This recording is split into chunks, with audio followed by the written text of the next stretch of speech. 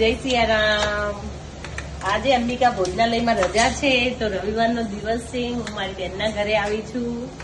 તો અમે અત્યારે બપોરે બહુ જમવાનું હેવી ખાધું એટલે ભૂખ નથી બરોબર।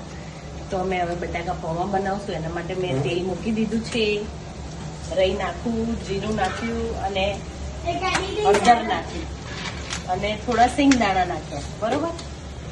હવે આપણે એના સિંગદાણાને બધાને સંતળાવા દઈશું મસ્ત। અને હવે એમાં હું નાખીશ લીલા મરચાં। કેમ મરચા? લીલા મરચાં નાખ્યા। થોડું મીઠો લીમડો જોઈએ પૌવામાં। મને મીઠો લીમડો બહુ ગમે, મને એનો દેખાવ પણ બહુ ગમે, એનો ટેસ્ટ તો કઢીમાં જ આવે જો કે બીજી વસ્તુનો ટેસ્ટ બહુ ના આવે પણ એનો દેખાવ બહુ મસ્ત લાગે એટલે મને લીલો લીમડો બહુ ગમે બરોબર। કોને કોને લીલો લીમડો ગમે કહેજો। હવે આપણે એની અંદર બટાકા નાખીશું। ઘણા બધા બટાકા બાફીને નાખતા હોય બરોબર, પણ બાફેલાનો ટેસ્ટ મને બહુ ઓછો ગમે। આમ બહુ મજા ના આવે છે જ આટલા પતલા પતલા સમારી અને આને થોડા કચરા થવા દે તો આનો ટેસ્ટ બહુ જ મસ્ત આવે। એટલે બટાકાને બાફવાના નહીં, આવી રીતે જ કરવાના। જો આ કલર જુઓ ખાલી તમે, એટલો મસ્ત કલર બરોબર।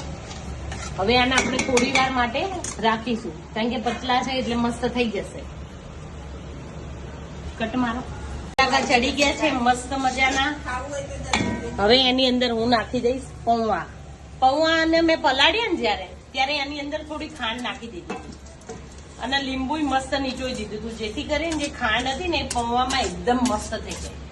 કારણ કે ઘણા બધા આવી રીતે નાખતા હોય, હું આવી રીતે નાખું। કોઈક દિવસ તમે પણ ટ્રાય કરજો। જયારે પૌવા પલાળીએ ને આપણે એટલે એની ઉપર ખાંડ નાખી દેવાની એટલે ખાંડ એકદમ મસ્ત પાણી બધું એનું મસ્ત જતું રહેશે અંદર બરોબર અને એકદમ મસ્ત થઈ જશે।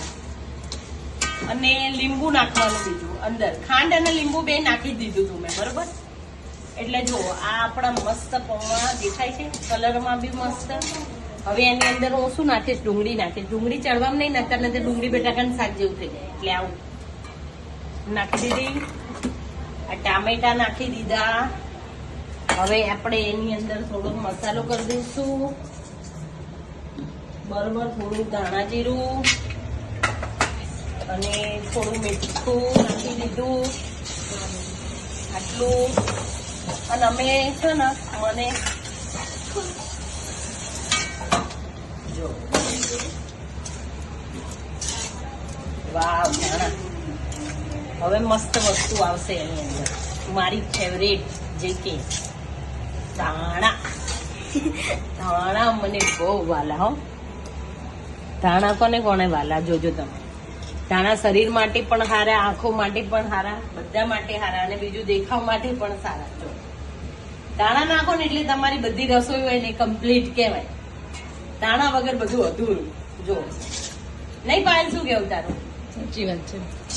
તને ધાણા ભાવે પાયલ? બહુ ભાવે જ નહીં યાર, તું મારી સિસ્ટર તો ભાઈ તને ભાવ જ છે ને।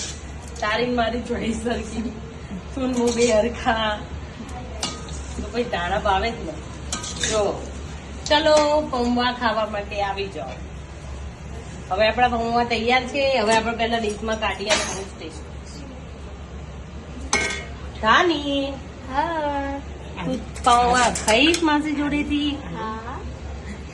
ના, હું જ ખાઈશ। જા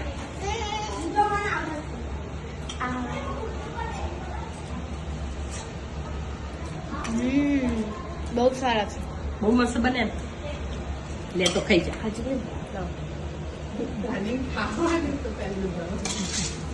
ધાની મારી ઉપર ગઈ। દુનિયા બધી આખી બાજુ પણ માસી પાણી ખાવામાં કશું ના છોડીએ અમે। ગમે એટલા થાક્યા હોય કે ગમે એવા હોય, ખાઈ લેવાનું ફીટ કરીશ। એમ તમે પણ આવી જાઓ ખાવા માટે। કાલે સવારે નેક્સ્ટ વિડીયોમાં મળીશું આપણે।